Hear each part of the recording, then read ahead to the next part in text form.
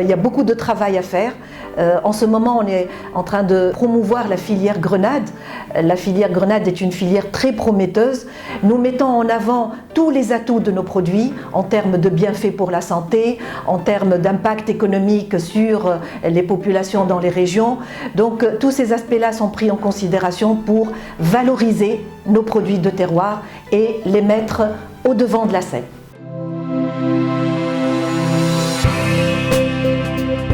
Le projet Pampat qui a démarré en 2013 par une première phase qui a concerné une démarche d'appui pour l'accès au marché des produits agroalimentaires et de terroir.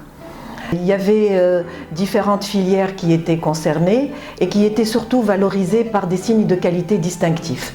Alors nous avons travaillé sur la valorisation de la harissa tunisienne avec un label qui s'appelle le Food Quality Label, qui a été développé par le ministère de l'Industrie. Nous avons également travaillé sur la filière figue de Djebba avec une appellation d'origine contrôlée. C'était le premier fruit en Tunisie qui obtenait ce label. Et une troisième filière qui était la figue de Barbarie avec le label bio. Dans le cadre de cette première phase, on a travaillé sur la mise en avant de ces produits, sur la valorisation de ces filières et pour surtout un appui pour l'accès au marché. La deuxième phase du projet a démarré en 2020, cette année, dans des conditions assez particulières, disons. Et il y a eu 3 nouvelles filières qui ont été sélectionnées, en plus de la filière de figue de Barbarie qui a été encore retenue, vu le potentiel qu'elle offre. Et nous allons démarrer donc une deuxième phase qui va s'étaler jusqu'à 2024 pour travailler sur la filière de la grenade, la filière des dérivés de dattes, des tomates séchées et encore une fois sur la figue de Barbarie. Un autre axe sera également compris dans notre démarche, ce sera l'élaboration d'une stratégie nationale pour la valorisation et la promotion des produits de terroir d'une manière générale. Cette démarche a été initiée dans le cadre de la première phase du projet Pampat, dans le cadre duquel nous avons d'abord élaboré ce qu'on appelle un inventaire des produits de terroir. C'est un travail très important qui a été élaboré et qui a permis d'identifier 220 produits répartis sur les 24 régions de la Tunisie et qui sont considérés comme des produits de terroir selon une définition internationale qui est reconnue mondialement.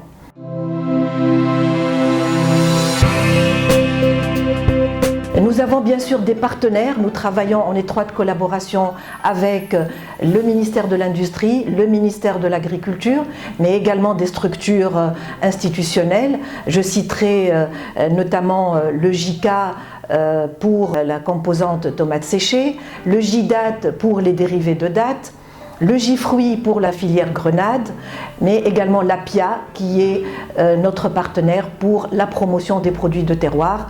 Et l'APIA a déjà initié dans le cadre de la première phase du projet Pampat 1 l'organisation de 2 éditions du concours national des produits de terroir.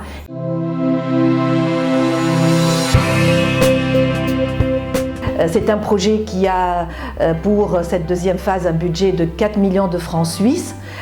Il est mis en œuvre par l'Organisation des Nations Unies pour le développement industriel et financé par le secrétariat d'État à l'économie suisse, donc le SECO, en partenariat avec tous nos partenaires tunisiens. Le SIPO est également notre partenaire pour l'accès au marché. Nous sommes 2 projets financés par la Suisse et nous collaborons de façon étroite pour pouvoir renforcer les capacités de nos entreprises à accéder au marché.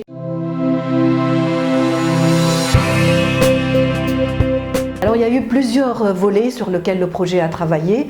Bien sûr, d'abord de la formation, du renforcement des capacités, de la veille pour faire connaître aux opérateurs les exigences des marchés en termes de certification, en termes de conformité aux normes internationales. Et tout ça, même la maîtrise des process de fabrication, tout ça a permis à nos opérateurs de bien maîtriser leurs produits et de savoir comment le valoriser.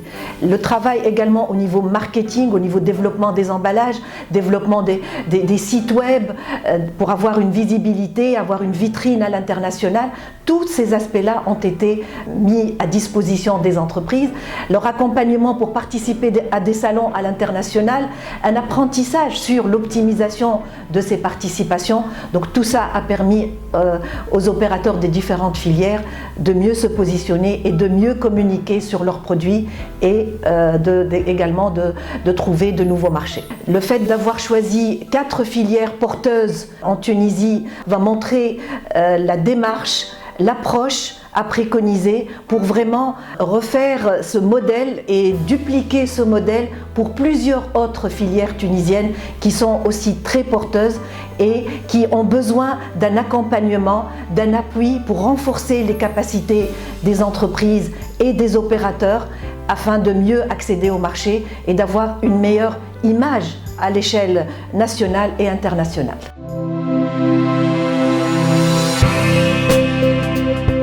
Nous sommes convaincus que la première phase a eu des résultats très positifs et je citerai des exemples.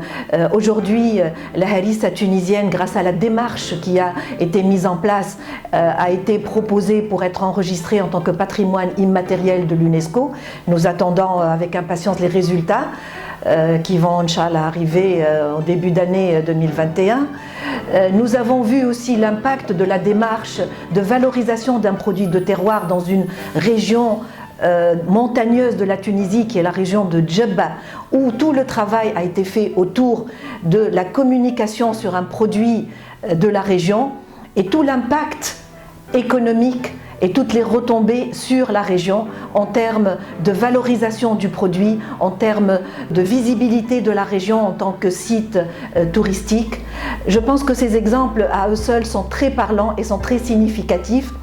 J'ajouterai aussi par rapport à la filière figue de Barbarie où de nouveaux produits sur lesquels nous n'avons pas travaillé dans le passé, comme l'huile de pépins de figue de Barbarie, qui aujourd'hui se positionne comme un produit phare de la cosmétique naturelle, de la cosmétique biologique et qui aujourd'hui voit la demande sur les marchés internationaux se développer. Nous avons beaucoup travaillé sur la valorisation et la transformation de ces produits de terroir parce que c'est là où il y a de la valeur ajoutée et donc de la création de l'emploi. Nous nous soucions également beaucoup de la fixation des populations dans leur région avec la création d'une valeur ajoutée. Par exemple, à Djebba, à partir de la figue, il y a eu de la transformation en jus, en confiture, en sirop. Donc il y a eu plusieurs nouveaux produits qui ont vu le jour et qui ont permis de créer de l'emploi et créer de la valeur ajoutée dans la région.